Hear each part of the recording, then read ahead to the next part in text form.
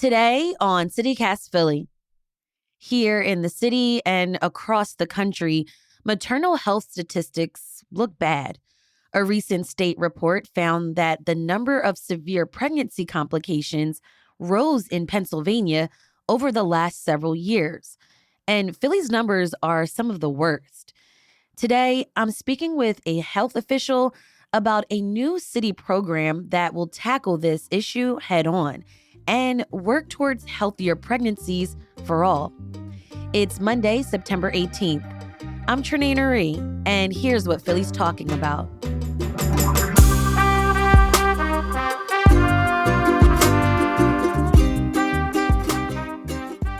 Dr. Asta Mehta, you're an OBGYN, and you also oversee women's health at the Philadelphia Department of Public Health.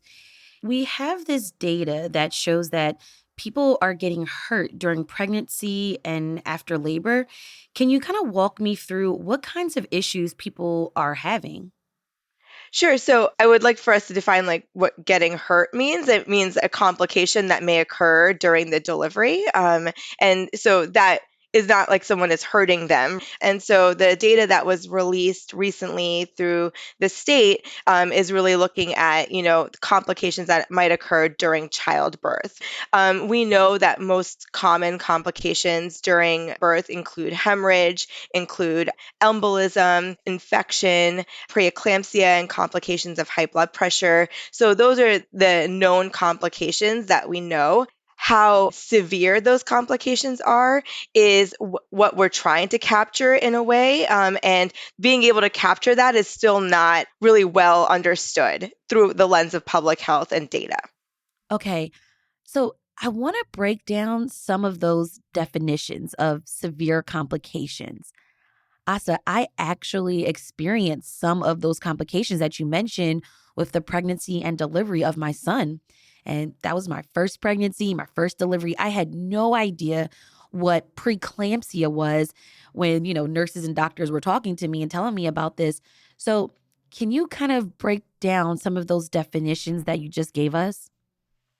Sure. So I think, people understand what hemorrhage is, which is, a lot of bleeding after the delivery.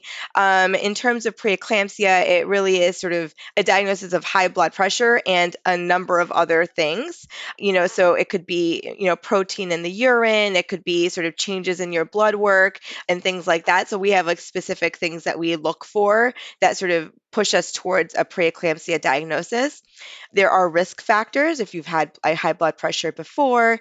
Really, if you're a young pregnancy, meaning like if you're a teenager or really an older pregnancy, so somebody, over 35, 40, those are all risk factors for preeclampsia if you have twins. So that's what we do know, but the actual sort of internal mechanism about why one person gets preeclampsia and another person doesn't, even if like all the risk factors were the same, that's still not very well understood. Got it. There was another phrase you used as well. Infection and embolism. An embolism. Yeah, that was Mhm. the one. I was not sure what that meant. Yeah. So embolism is a blood clot. And so it could be a blood clot in your lung. There's something very specific to pregnancy, which is an amniotic fluid embolism. And that's sort of like an air bubble through like the amniotic fluid that can get into your body. Nobody knows why some people get that. It's very rare, but it does happen. And it is a very, very severe complication. Asta, what's causing these trends to spike up? So, it's complicated. So overall, we are seeing that the population that is having babies is older. And the older you get, the more chance that you have a pre-existing condition, that Hmm. might sort of make that pregnancy more high risk and sort of lead to these kinds of complications. There obesity, higher weights, that can also lead to complications in pregnancy. We know that those rates have gone up in the United States. But outside of that, we're seeing these like persistent disparities, and that is the most concerning thing. And, a lot of that has to do with social determinants of health, all the things that sort of happen in your life that lead up to that pregnancy can carry the stress of those things. And so this is where you live, where, the types of opportunities that you have, where you work, the type of air you breathe, all of that stuff can come into play when you're thinking about how healthy your pregnancy and childbirth process is going to be.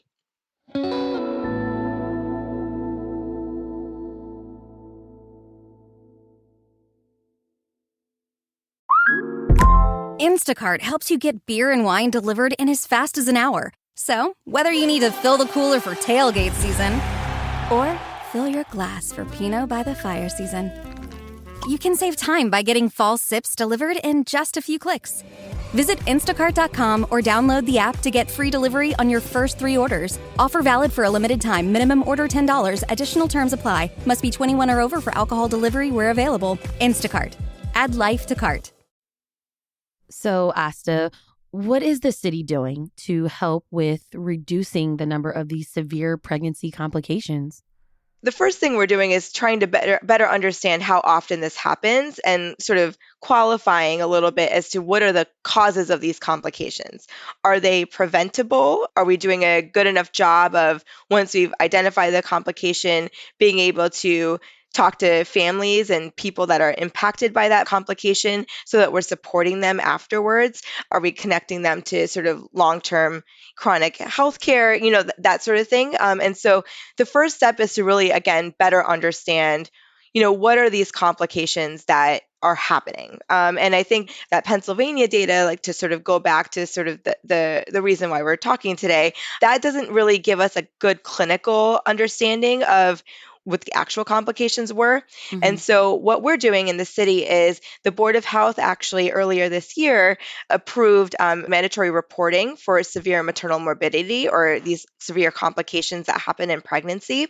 So that you can better track what's happening. Exactly, exactly. Okay. And also better understand sort of like, is it a couple neighborhoods more so than others? Like, where should we put resources?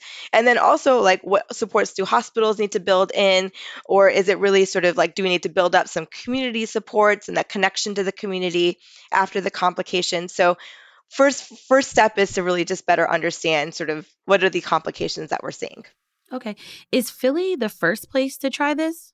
Yes. So we are the first county in the country to do this sort of mandatory reporting of Hmm. maternal morbidity.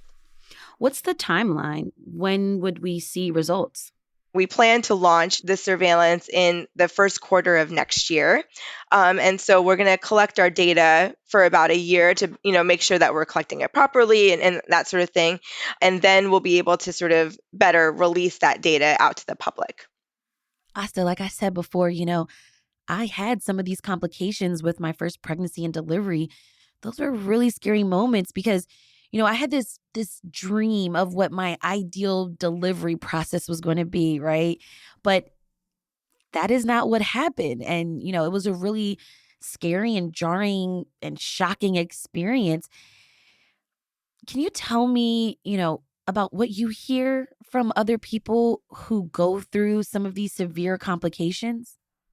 Yeah, so I think that, and Trinae, I'm sorry that you had, that experience. I think that as a society, we sort of glamorize pregnancy, and we think that everything is going to go perfect. And from a medical perspective, and we know through these numbers that, as the population gets older and potentially more unhealthy, that, these complications are going to become more prevalent.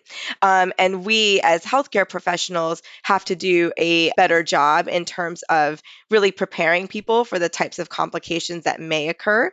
But it strikes a balance, right? Like, you don't want to be overly like scaring people, right? Like, so they're so scared during the pregnancy, and kind of is not a great thing for mental health if you're like sort of scared about everything that's going on. But, striking that balance with like really being upfront that like these are, known complications that occur. And so there is like the balance there. But I would say, like, because there's just more public awareness that pregnancy can be complicated, that childbirth can be complicated, people are more aware of the fact that these things exist and that they're there. So, we really want to, from a public health perspective, we want to better understand sort of how often this happens and how we can build supports for people, not just to prevent the complications, but if they occur, how do we build supports for people so that they feel uplifted once that complication occurs, so that, they can decrease some of that, or maybe there'll be the less incidence of that depression or that PTSD and that sort of thing that can happen. You talked about this a little bit before, but just having support. And that was something that was so important for me in my first experience of pregnancy and delivery and birth and all of that. I know that sometimes, like I said, it was hard to translate information or just understand the process of birth. So, where can people go for support?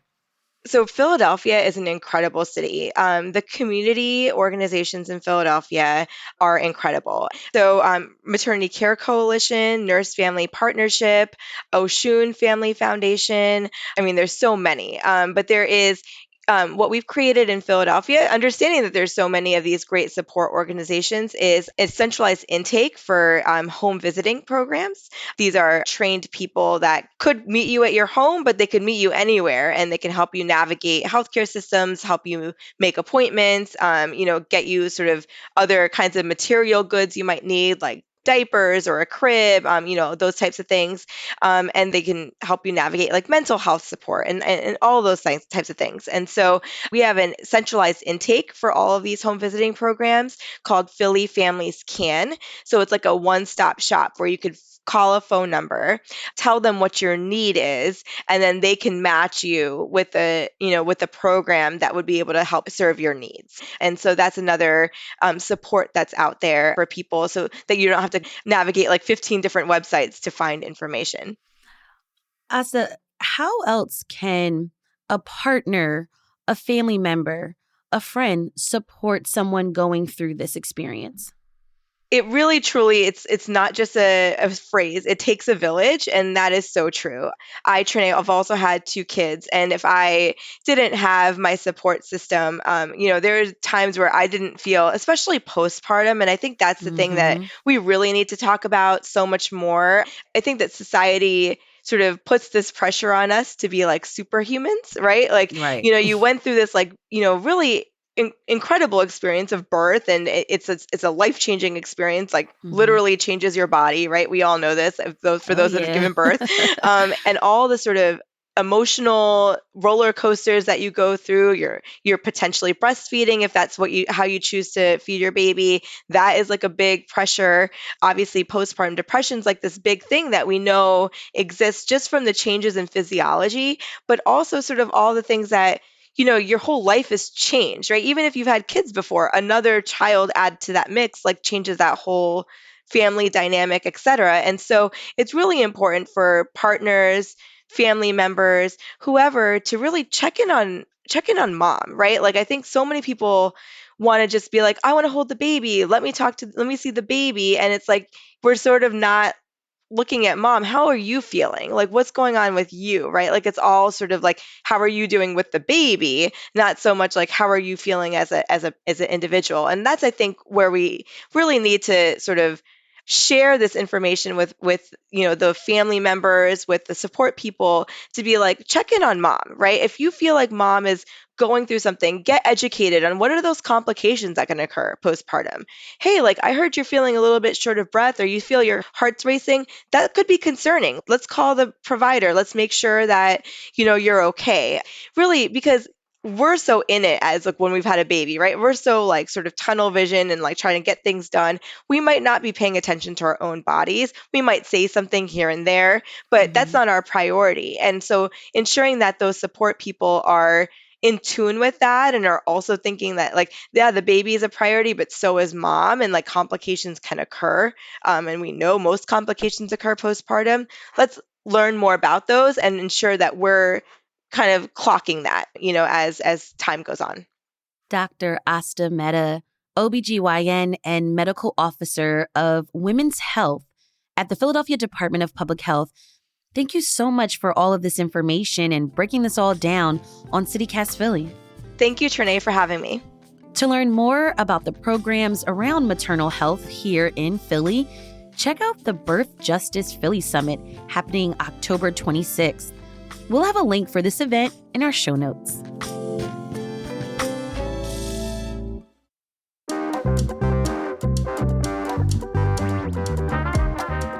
That's all for today here on CityCast Philly. If you enjoyed this episode about all of the information about maternal health, tell a friend, rate the show, leave us a review, and hit that subscribe button. Be sure to sign up for our morning newsletter, Hey Philly, to learn more about what else Philly's talking about.